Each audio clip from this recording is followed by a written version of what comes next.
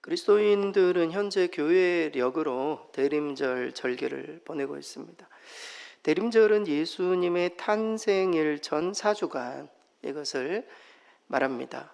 오늘은 좀 약간 그 이론적인 좀 공부하는 그런 마음으로 좀 설교를 들으실 수 있기를 바랍니다. 대림절을 흔히 겨울절의 사순절이다 이렇게 이야기를 합니다. 이유는 사순절 기간 동안에 부활의 기쁨을 준비하면서 사순절을 4주간 때로는 5주간 이렇게 보내듯이 대림절 기간 동안 성탄의 기쁨을 준비하고 보내기 때문에 겨울절의 사순절이다 이렇게까지 이야기를 합니다. 다른 점이 있다면 사순절 기간은 주님의 십자가 고난 이것을 묵상하면서 절제하기도 하고 금식의 훈련을 한다면은 대림절 기간은 그렇지 않다는 겁니다. 그러니까 예수님의 탄생이 얼마나 온 인류에게 기쁨의 소식입니까? 그래서 대림절 기간은 기쁨과 소망을 가지고 보다 밝은 분위기에서 주님의 오심을 기다리는 점이 가장 큰 차이입니다. 그래서 이 기간을 빛의 절기다 이렇게 말할 만큼 다양한 빛의 향연이 펼쳐지죠. 크리스마스가 다가오면은 주변에 많은 나무 위에도 교회 옆에도 아니면 집 주변에도 또 이렇게 쉼터에도 이렇게 성탄의 장식을 하지 않습니까? 근데 성탄의 장식을 하면서 사람들은 왜 이 빛을 다는지를 모를 거예요. 왜 빛을 다냐면 빛으로 오신 주님 이것을 우리가 기대하고 소망하기 때문에 빛을 다는 거죠.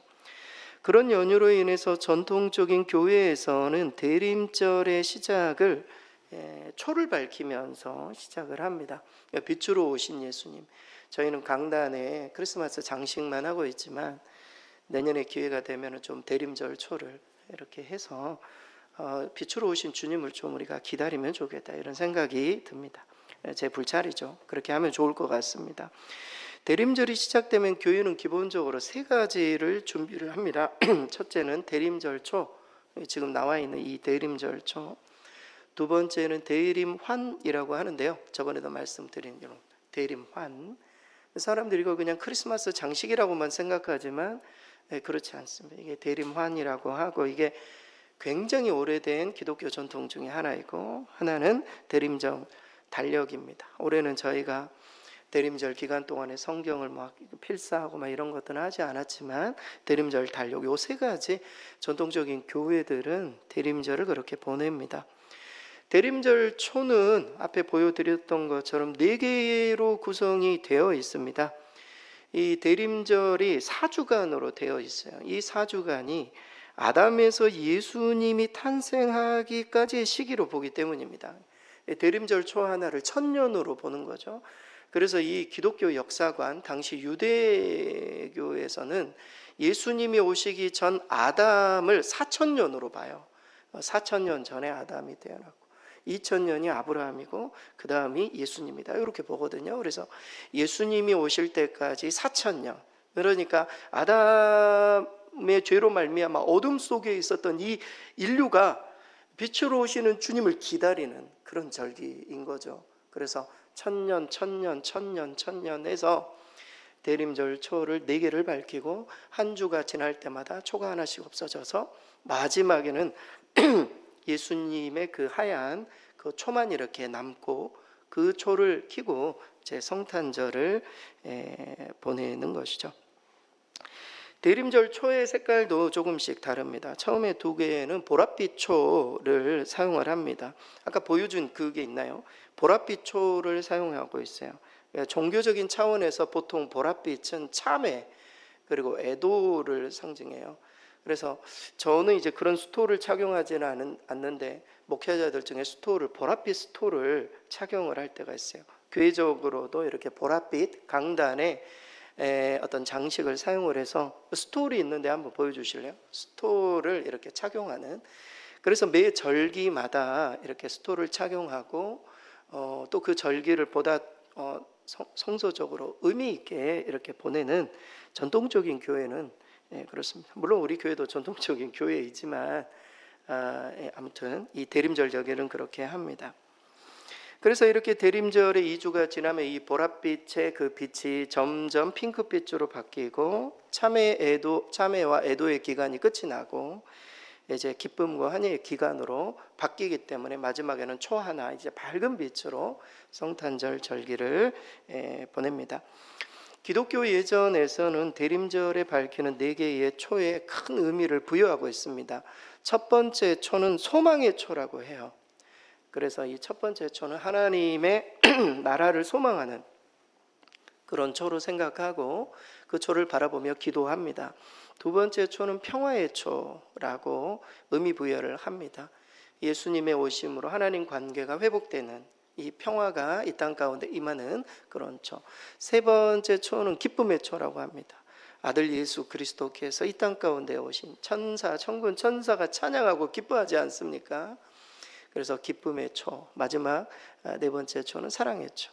주님이 사실 이 세상에 오신 목적은 십자가에 못 박혀 죽기 위함이셨죠. 그래서 그 십자가를 통해 우리에게 보여주신 그 사랑을 기억하는 그런 초. 이렇게 4가지 초로 대림절 절기를 보내면서 의미 부여하고 우리도 다시 오실 주님을 기쁨 가운데 기다리는 그런 절기가 되겠습니다. 우리가 다음 주, 그 다음에 이제 성탄절 얼마 남지 않았는데 우리가 참 기쁜 마음으로 또 소망 중에 주님의 다시 오심을 기다리는 그런 절기로 좀 삼으실 수 있기를 바랍니다. 그렇다면 주의 백성들이 매주 이 촛불을 밝히면서 기다렸던 메시아의 나라, 그 나라는 어떤 나라였을까? 지금도 그렇죠. 우리 나라가 막 정치적으로 혼란해지고 막 그러면은 그것에 의미를 두는 사람들이 있는지는 모르겠지만 촛불을 들고 나가지 않습니까? 그 촛불에는 어떤 의미에서 뭔가 새로운 나라에 대한 그런 꿈이 어떤 정치적인 이런 것들을 떠나서 그 촛불 안에 그게 담겨 있는 겁니다. 새로운 빛이 비추기를, 그런 마음들이 사실 있는 것이죠. 당시에 이스라엘 백성들이 초를 들며 이 촛불을 바라보며 새롭게 메시아를 통해서 세울 그 하나님의 나라를 대망했다라는 것이죠. 그래서 이스라엘 백성들의 그 당시의 관심사는 메시아이기도 했지만 사실은 메시아가 세울 나라에 관심이 있었어요. 여러분, 우리가 요즘 정치적으로 어제도 참 그런 일들이 있었지만, 여러분, 우리가 이게 대통령에 관심이 있지만 사실 궁극적인 것은 이 대통령이 세우는 나라거든요. 나라, 어떤 나라를 세울 것인가, 이 리더십이, 이런 고민들이 우리 가운데는 항상 있는 거예요. 이 나라의 백성들은 항상 마찬가지예요. 유대인들도 메시아 아주 중요하죠. 그러나 이 메시아가 세울 나라, 그 나라는 어떤 나라예요? 그 나라를 기다린 겁니다. 이스라엘 백성들은 워낙 이 나라가 없었기 때문에 더 그랬겠지만, 그래서 오늘 본문에는 이 메시아에 대한 예언을 담고 있는 이 이사야 본문은 당시 이스라엘 백성들이 기다렸던 나라가 어떤 나라였는가, 그리고 또 정말 우리가 기다려야 되는 나라는 어떤 나라인가, 정치적으로 해석하지 마시기 바랍니다. 우리가 기다려야 되는 나라는 어떤 나라인가, 오늘 말씀을 통해서 몇 가지 좀 살펴보겠습니다. 먼저 당시 이스라엘 백성이, 그리고 또 오늘날 또 주의 백성들이 정말 기다려야 되는 나라는 메시아가 통치하는 나라예요. 여러분, 이거는 우리는 어떤 사람을 기다리지 않습니까? 성경은 예수님 이외에 사람이 뭔가 엄청난 나라를 우리에게 보여줄 거라고 말하고 있지 않아요. 오직 우리가 기다려야 될 나라는 하나님의 통치, 그리스도의 어떤 통치, 그런 나라를 우리는 기다려야 됩니다. 오늘 본문의 1절에서 2절 우리 스크린 보고 같이 한번 읽겠습니다.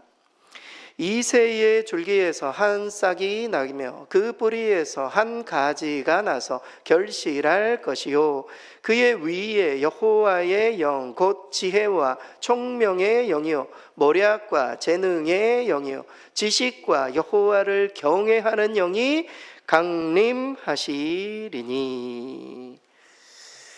오늘 본문의 오늘 본문의 저자인 이사야는 예수님이 오시기 약 700년 전에 하나님의 부르심을 받고 메시아의 올 것을 예언했던 그런 선지자 중 한 사람입니다. 더 정확하게는 BC 739년에 부르심을 받았어요. 그러니까 우시야가 죽던 해, 이사야서의 딱 1장에 나오죠. 우시야가 죽던 해. 그리고 BC 680년, 그러니까 므낫세. 여러분 므낫세 하면은요, 유다 나라에서 최악의 나라입니다. 최악의 나라. 정말 므낫세 이 40년 통치는요, 그러니까 남유다를 말아먹은, 그러니까 다윗의 그 왕권 있잖아요. 이게 완전히 무너져버린 그런 통치, 그 통치까지 예언했던 선지자입니다. 60년 동안을 사명을 감당했던 이사야 선지자는 그렇습니다. 그래서 당시 기울어져가는 이 유다 왕국 그 장래를 바라보면서 유다 백성의 회개, 너희가 깨어 있어야 된다. 그리고 우리는 진정 메시아를 기다려. 지금 이렇게 보여 있는 이런 왕들이 메시아가 아니다. 왕들이 우리에게 뭔가 우리에게 자유를 주고 막 행복감을 줄 거라고 생각하는, 절대 그렇지 않다. 우리는 정말 메시아가 통치하는 나라를 기다려야 된다. 이 부분을 선포했습니다.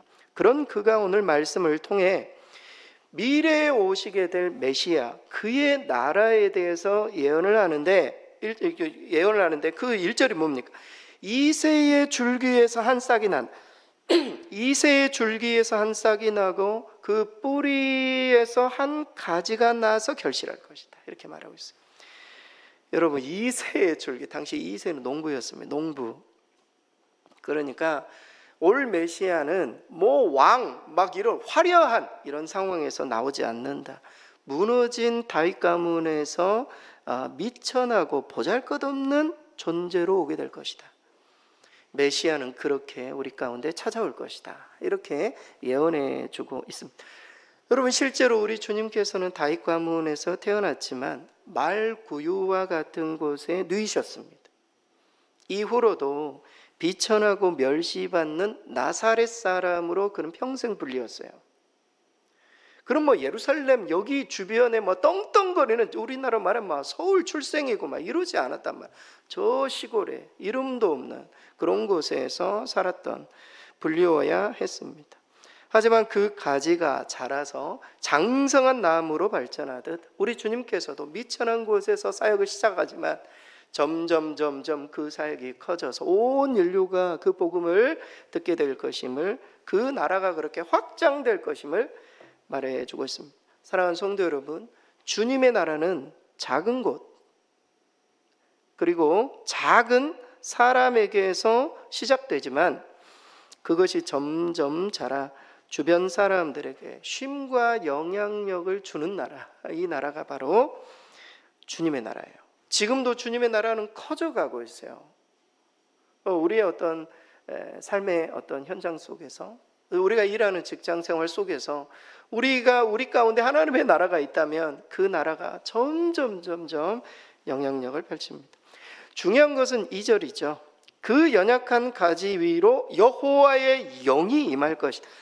하나님의 나라는 여호와의 영이 임하는 나라예요. 더 정확하게는 지혜와 총명의 영이다. 여러분, 왕에게 너무나 필수적인 요소예요. 지혜와 총명의 영. 여러분, 지혜는요, 외적 분별력을 상징해요. 총명은 내적 통찰력을 상징해요. 여러분, 정말 우리가 꿈꾼, 앞으로 우리 나라에도 새로운 지도력이 생길 때 이 두 가지가 필요해요. 지혜와 총명, 외적인 분별력, 내적인 통찰력이 있어야 돼요. 두 번째는 모략과 재능의 신이에요. 당시에는 전쟁이 많지 않습니까? 이 전쟁 가운데 전략을 구상하는 그런 힘을 말해요. 그게 모략이죠. 싸울 수 있는 영웅적인 힘, 이것을 재능이다, 이렇게 말해요. 왕으로서 정말 필요한 리더십이죠.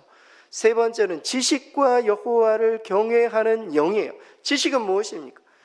하나님에 대한 깊은 이해예요. 여기서 말하는 세상의 지식이 하나님에 대한 깊은 이해, 그리고 여호와를 경외한 하나님에 대한 두려움, 하나님을 경외하는 마음, 이것이 여호와의 영으로 말미암아 충만한 메시아가 이 땅 가운데 임할 것이고, 그 메시아가 나라를 다스리게 될 것이다. 이 부분을 이사야가 이 므낫세, 정말 이 통치 어려운 시절에 이것을 예언한 것입니다. 그래서 여호와의 영이 메시아의 통치에 필요한 모든 능력을 부여할 것이다, 이렇게 예언해 주고 있습니다. 실제로 메시아 되신 우리 주님이 이 세상에 오셨을 때 이 모든 능력을 갖추시고 사명을 감당하셨습니다. 중요한 것은 그 다음 바통을 교회가 이어받았다라는 것. 여호와의 영으로 충만한 이 하나님의 나라를 세워나가는 이 모든 사역을 교회가 인계를 받았고, 교회인 성도들의 사명이, 성도들의 역할이, 성도들이 꿈꿔야 될 나라가 이런 나라가 되어야 함을 말해주고 있어요. 따라서 우리가 진정으로 기다려야 하는 나라는 비록 보기에는 너무 작아요. 그렇죠? 그리고 예수님께서도 천국에 대해서 이야기하지만 작은 곳에서 하나님 나라가 시작이 되는 거잖아요. 보기에는 작지만 그 안에 생명이 있어 계속 성장하는 나라예요. 여러분, 우리가 지도자를 볼 때도 그런 계속 성장해야 돼요. 사람이 그렇지 않습니까?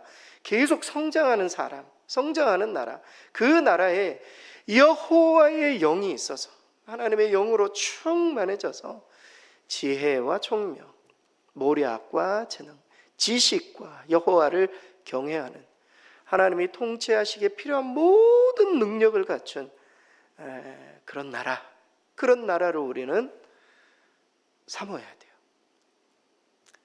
지금 이스라엘 백성들이 그 나라를 사모하고 메시아를 기다렸던 것처럼 그 메시아의 통치, 우리도 그런 나라, 우리 주의 백성들이 이런 여호와의 영으로 충만한 우리가 그런 나라가 되고, 또 우리 교회가 그런 나라를 보여주는, 그래서 우리 모두가 주님의 다시 오심을 기다리며 그런 나라를 우리가 꿈꾸고 기대하며 나아가야 할 줄 믿습니다.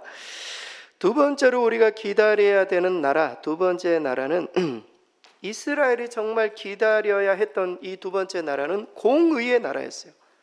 공의의 나라.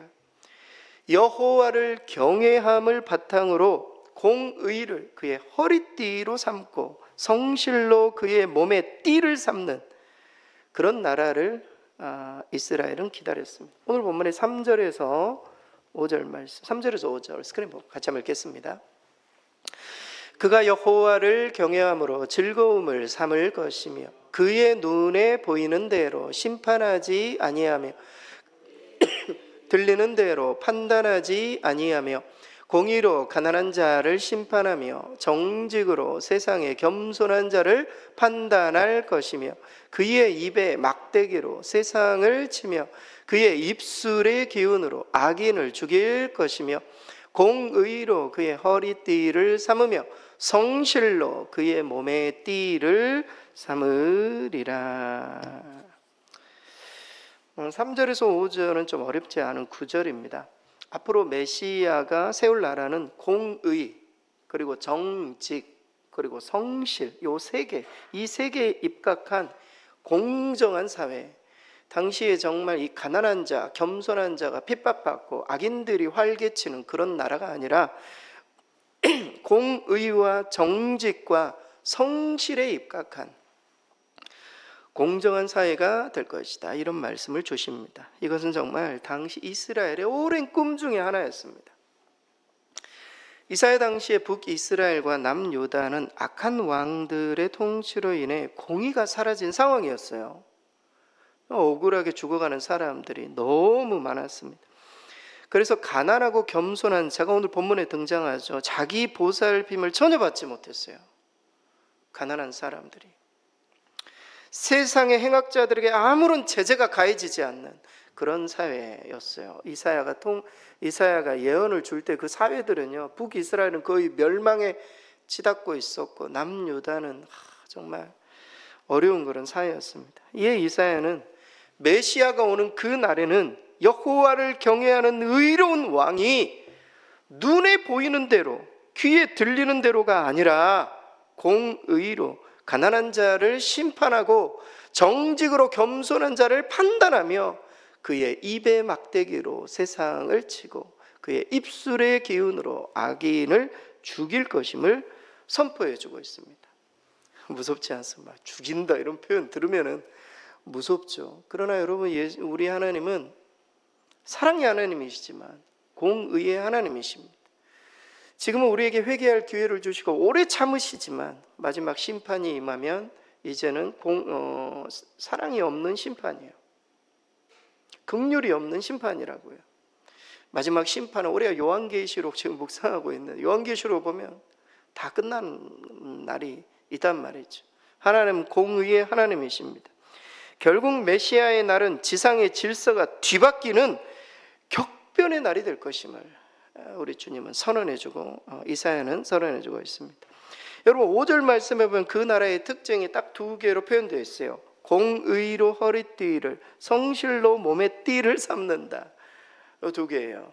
여러분 그 당시 왕의 허리에 두른 이 그 예대 있죠. 허리에 두르는 이 뭐 이렇게 허리띠라고 할 수 있는 그 허리띠에 요 두 가지가 써져 있었다고 해요. 체데크, 공의로 다스려야 된다. 예문이, 성실로 다스려야 된다. 공의와 성실, 이 두 가지가 허리띠에 이렇게 딱 박혀 있었단 말이죠. 문제는 이것을 왕들이 지키지 않았다라는 것입니다. 당시 이스라엘이나 현재 우리가 정말 기다리는 나라, 이 나라는 공의로우신 왕, 이 메시아가 모든 일을 공의대로 처리하시는 그런 나라예요. 마땅히 되어져야 할 바는 성실로서 수행하는 그런 나라가 바로 우리가 정말 기다리고 이스라엘이 기다렸던 나라입니다. 그래서 그의 메시아의 통치는 지극히 이상적이 되어 정말 하나님의 뜻에 부합해서 그 통치가 존경을 받고 그 통치를 받은 백성들은 정말 행복하게 살아가는 그런 나라가 이사야가 환상을 통해 받았던 이 꿈의 나라, 메시아의 나라, 그리고 또 우리 성도들이 기다려야 될 그 나라는 공의의 나라임을 보여주고 있습니다. 그런데 실제로 우리 주님이 이 세상에 오셔서 보여주신 나라가 그런 나라였어요. 여호와를 경외함으로 즐거움을 삼으셨습니다. 눈에 보이는 대로 판단하지 않으셨어요. 귀에 들리는 대로 판단하지 않으셨어요. 공의와 정직으로 판단하고 악인들을 말씀으로 물리치신, 말 그대로 공의로 허리띠를 삼고 성실로 몸에 띠를 삼은 우리 예수님만 그렇게 되어서는 안 된다는 겁니다. 하나님 나라를 보여주는 교회도 그러해야 되고 또 직접 우리가 교회 가다 우리 성도들이 지도력을 발휘할 때에도 이 두 가지, 공의로 허리띠를 삼고 성실로 몸에 띠를 삼아야 된다. 하나님이 정말 원하셨던 그 공의로운 하나님의 나라가 교회를 통해서 또 우리 성도들을 통해서 그 공의로운 나라가 이루어져야 함을 성경은 말합니다. 하지만 이 땅에서는 그 완벽한 나라를 경험하기는 너무 어려울 거예요. 어제 뭐 이렇게 그 대통령 탄핵 그런 관련된 일들이 이루어지면서 방송에 사람들이 무슨 뭐 해방된 것처럼 막 이렇게 축하하고 이런 일들을 참 보면서 제가 그런 생각이 들었습니다. 저 사람들 왜 저렇게 행복할까? 정치적인 것들을 떠나서 우리나라에 사실 왕이 탄핵을 당하고 그리고 또 앞으로 또 새로운 왕이 뭐 세울 만한 왕이 있습니까? 우리가 기대하는 분이 있습니까? 사람이라는 게 여러분 우리가 사람에 기댈 수 있는 게 있나요? 사람이라는 게 항상 오늘 좋았다가 내일 바뀌는 게 사람들이고 이 나라도 다 마찬가지. 이 지도력이라는 게 그렇게 비판하고만 하지만 과거에 뭐 대통령도 그 비판했던 대통령 아닙니까? 다 똑같아. 이 역사의 흐름이라는 게 사실 비슷하게 항상 가는데 사람들이 그런 모습을 보면서 참 이게 우리 인간의 모습이구나 이런 생각이 참 들었습니다. 그거 자체가 뭐 이렇게 기쁘고 뭐 이런 부분들에 제가 비판하는 그런 의미가 아니라 이 세상의 모든 지도력과 나라가 다 그렇다라는 겁니다. 우리가 뭔가 완벽한 세상을 꿈꾸지만 이 세상의 완벽한 나라를 경험하기는 어려울 것입니다. 하지만 우리는 포기해서는 안 되죠. 조선 말기 기독교가 우리나라에 상륙했을 때 우리나라 형편은 사회와 경제 그리고 정치적으로도 정말 최악의 상황이었습니다. 어디로 가야 될지 모르는 그런 상황이었어요. 하지만 그렇게 무질서함과 불공정함이 판을 치는 그 세상에 복음이 들어왔어요. 그리고 복음이 심겨지고 예수님의 공의가 사람들에게 가르쳐지고 그렇게 되자 이 나라가 조금씩 하나님의 나라가 점점 나타나 변화되기 시작했어요. 여기까지 이렇게 많이 변화되죠. 우리나라가 다른 어떤 나라들에 비해서 이 역사가 압축적으로 말이죠, 굉장히 크게 성장하고 폭발적으로 변화된 나라 아니겠습니까? 저는 그 어떤 씨앗, 그 중심, 그 씨앗에 복음이 들어왔기 때문이다. 저는 그렇게 봐요. 정말 우리가 공의를 외치려면은 우리 스스로가 말이죠, 복음 안에 있어야 돼요.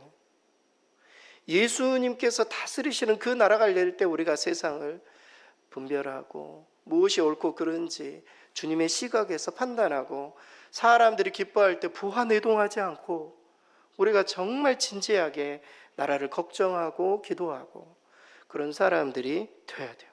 우리가 정말 꿈꾸는 나라는 사람에 의해 움직여가는 그런 나라가 아니라 우리 메시아 그리스도 하나님의 통치에 의해 움직이는 공의로운 나라다. 그리고 그 나라의 시작은 복음이 심겨지는 곳에 우리 스스로가 교회가 되고, 우리 스스로가 메시아적인 어떤 하나님의 어떤 말씀 중심으로 살 때 그 공의로운 나라가 점점 커질 수 있음을 우리가 정말 잊어서는 안 될 것입니다. 마지막으로 당시 이스라엘이 기다렸던 나라, 그 나라는, 그리고 또 현재 또 우리가 또 기다려야 되는 나라는 평화의 나라입니다. 평화의 나라. 이리가 어린 양과 함께 살고 암소와 곰이 함께 먹으며 젖된 아이가 독사의 굴에 손을 넣어도 내 거룩한 산 모든 곳에서 해됨도 없고 상함도 없는 평화로운 나라. 저는 얼마 살지 않았지만 우리나라의 여러 가지 정치를 보면은 이런 평화가 있을 수 있을까, 정치권에. 저는 희망이 없잖아요, 사실. 하나님의 나라가 진정한 평화의 나라입니다. 오늘 본문의 6절에서 9절 우리 마지막으로 함께 읽겠습니다.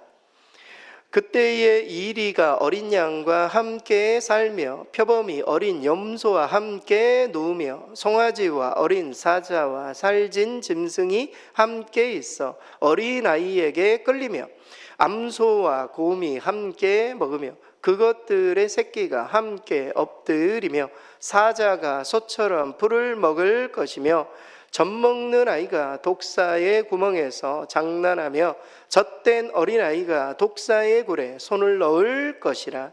내 거룩한 산 모든 곳에서 해됨도 없고 상함도 없을 것이니 이는 물이 바다를 덮음같이 여호와를 아는 지식이 세상에 충만할 것임이니라.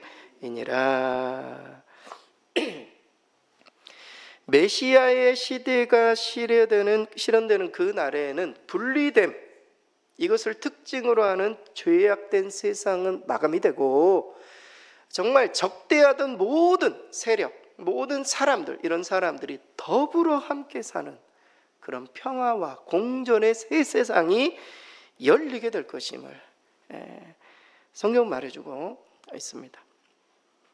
이러한 새 세상을 회복하시기 위해 주님이 이 세상에 오신 거예요. 만물을 새롭게 하기 위해, 창조의 회복이죠. 샬롬을 위해 우리 주님이 이 세상에 오신 것입니다. 과거 하나님께서 창조하신 복된 세계는 미움이 없었습니다. 갈등도 없었고 다툼도 없는 조화의 세계였습니다.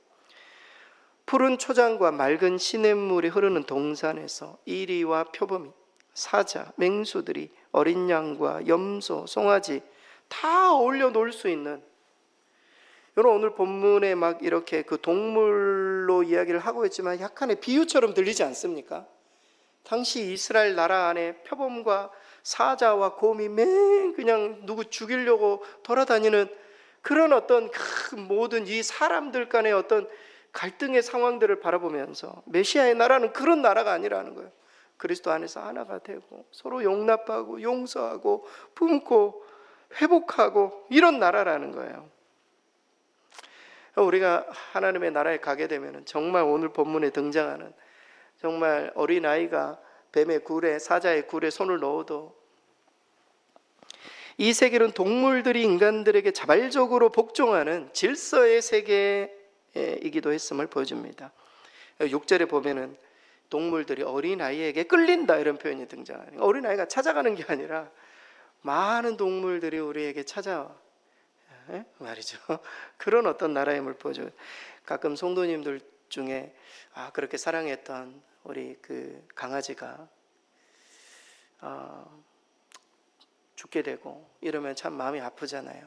그래서 저한테 기도 부탁을 하시는 분들도 계시고, 그러면서 이 강아지를 천국에서도 볼 수 있을까요? 이렇게 문의하신 분들도 계십니다. 저는 볼 수 있다고 봐요. 근데 여러분, 천국에 올라가면요, 우리는 강아지하고 놀지 않을 겁니다. 저는 좀 호랑이하고 놀고 싶습니다.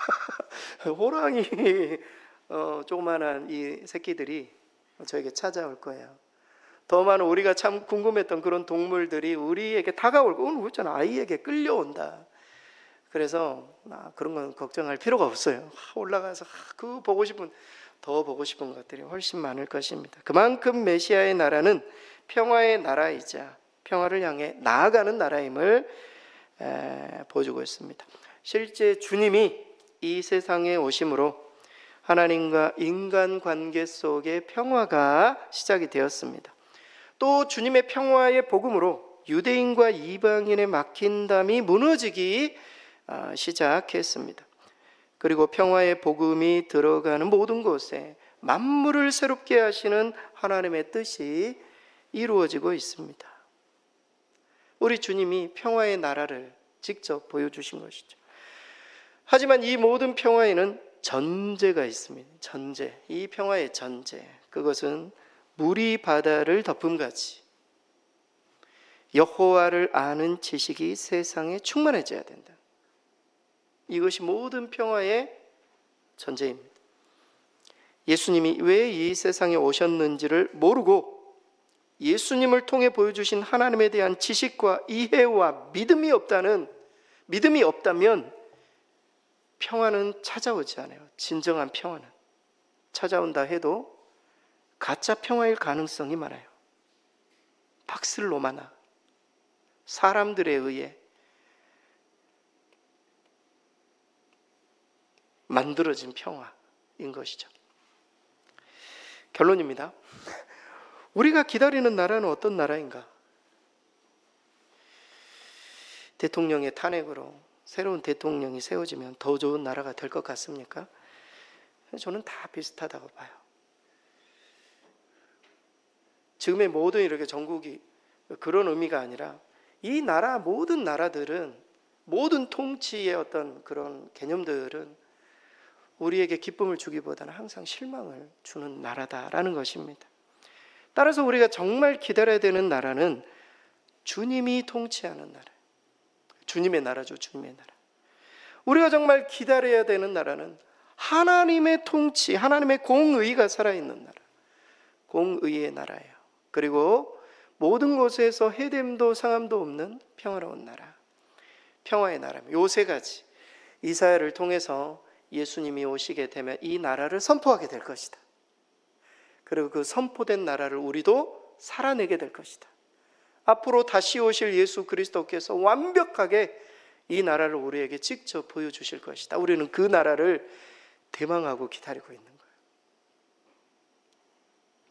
이 나라가 먼저 우리 심령에서부터 시작이 되기를, 우리가 섬기는 교회에서 시작이 되기를, 우리 가정에서 시작이 되기를, 그 나라가 점점 확장이 되어서 이 땅 가운데도 하나님께서 꿈꾸시는 나라가 우리 대한민국에도 세워지기를, 그렇게 기도하며 나아가시는 저 여러분 되실 수 있기를 바랍니다.